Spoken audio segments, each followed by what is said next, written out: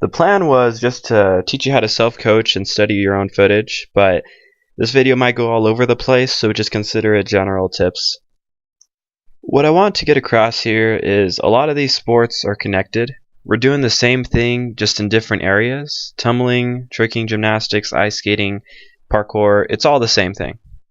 The reason why studying footage is so important is you can see yourself in the third person and see what your body's doing wrong and what you can correct.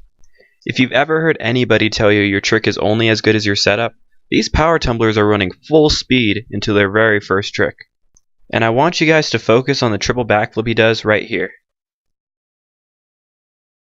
I made sure all the clips I put in this video ended with a triple back so I can show you the comparisons in body positions. Please feel free to watch this segment of the video as many times as you like.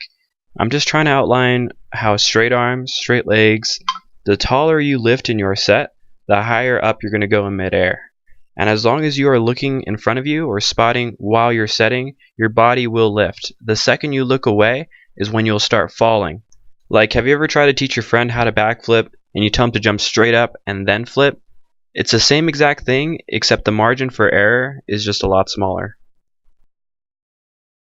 Now, I understand your concern. This is a tricking tutorial. You want to learn how to trick. Here's how it applies. So next to quad cork, I think cork-in is one of the most impressive and difficult swing-through tricks you could ever do. Cork-in is a really good example of power tumbling because if your setup is really good, the trick following that setup will be just as powerful.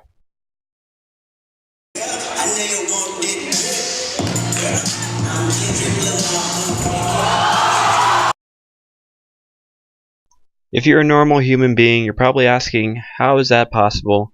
Well, it's very possible, and I'll show you how.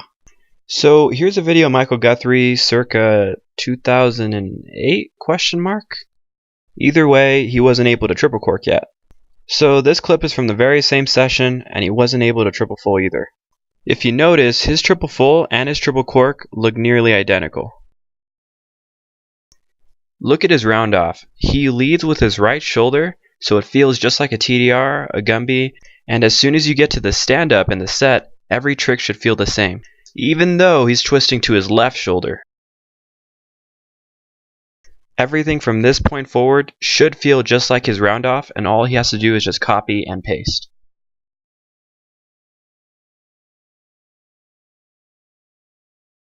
Look at the way he treats his round-off. His right arm goes underneath himself and arches his back just like a TDR or a Gumby would. I'm actually going to slow down this clip. I want you to look at his arms and look how straight they are. His arms are balancing him right here, and then they're already straight and ready to go for the TDR by that point.